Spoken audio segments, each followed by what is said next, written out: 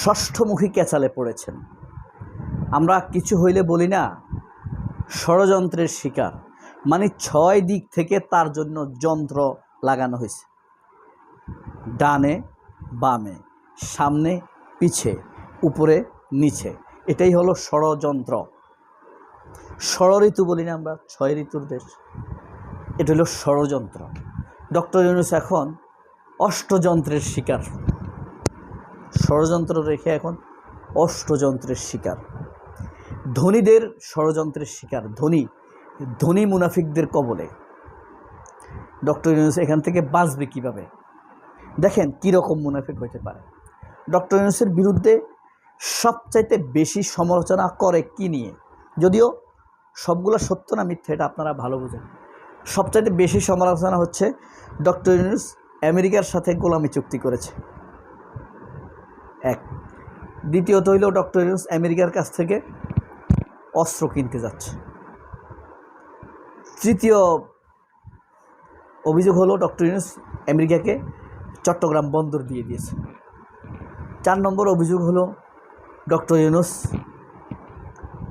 বাংলাদেশের সার্বভৌমত্ব বিক্রি করে দিয়েছে আমেরিকার কাছে,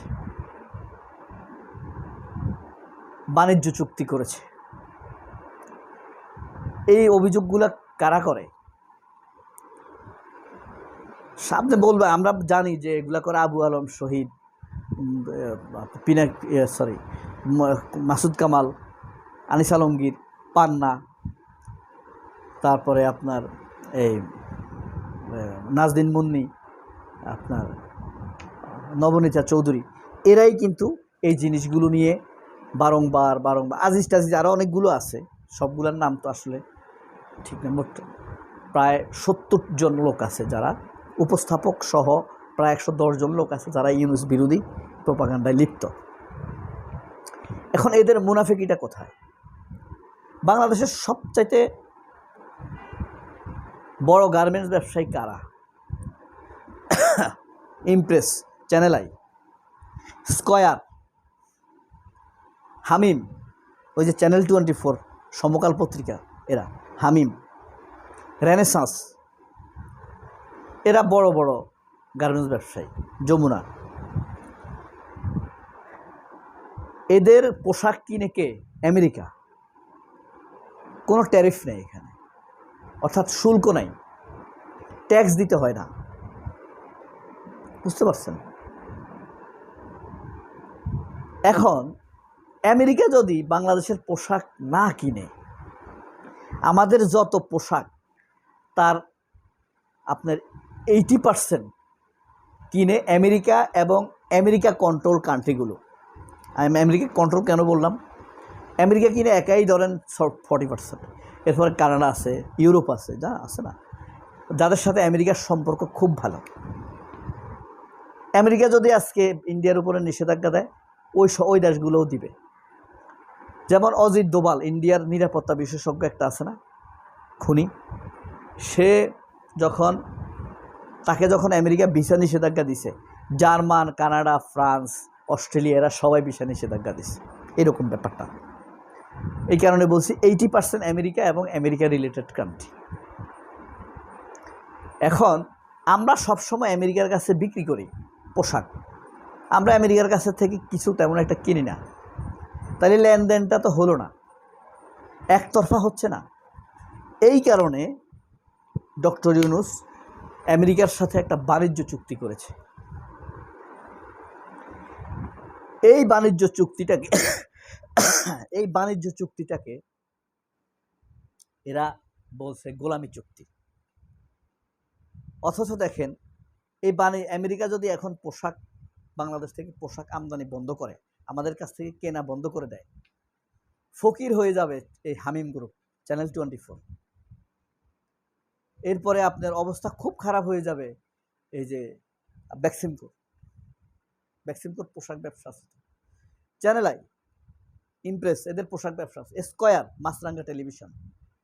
এগুলো কেন বলছি? এদের আবার টেলিভিশন চ্যানেল আছে, মিডিয়া আছে, এই কারণে বলছি এদের কথা।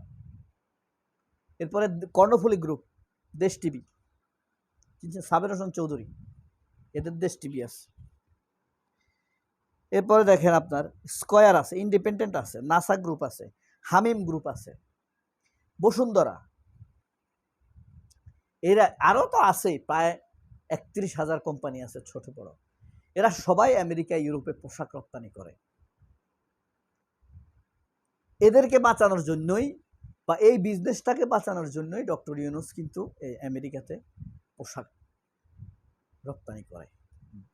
এই ভিডিওটার ভিউজে খুব বেশি হবে তা কিন্তু না, একটা অথেন্টিক একটা মুনাফিকি মূলত সামনে আসছে। মানুষ নিষ্পিস করে বস্তু বলতে পারে না।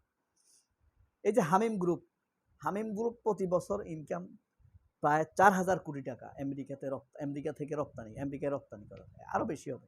শুধু গার্মেন্টসের কথা বলছি, তাদের তো আরও অনেক কোম্পানি আছে। কর্ণফুলী, এরা আমাদের প্রায় 18 থেকে 22 বিলিয়ন ডলার আমাদের পোশাক খাতে রপ্তানি। এখন যদি ডক্টর ইউনূস এই বাণিজ্য চুক্তি না করতেন, তাহলে সব পোশাক আশাকের উপরে 50%, 30%, 45% শুল্ক বসাই দিত। তাহলে কি হতো? সব পোশাকের দাম প্রায় 30%, 40% বেড়ে যেত। বাড়তো না? বাড়তো। তাহলে পোশাকের দাম যদি বেড়ে যায়, তাহলে আমেরিকার মানুষ আমাদের পোশাক কিনবে না। তাহলে চায়নাটা কিনবে আর একটু ভালো দেখে, ভিয়েতনামেরটা কিনবে। ভিয়েতনামের পোশাকের ফিনিশিং অনেক ভালো। আমি একদিন দেখাবো, আমার কয়েকটা ভিয়েতনামের শার্ট আছে, তাদের পোশাকের ফিনিশিং সেই রকম।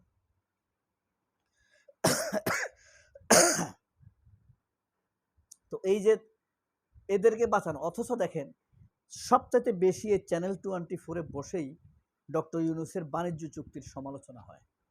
আরও মিথ্যা কথা বলে তারা। সেন্ট মার্টিন নাকি ডক্টর ইউনূস আমেরিকাকে দিয়ে দিছে, এগুলো বলছে না তারা ডক্টর ইউনূসের নামে। এই চ্যানেল 24, এই ইন্ডিপেন্ডেন্ট টিভি ডক্টর ইউনূসের বিরুদ্ধে মিথ্যা কথা বলছে। এই আর টিভি,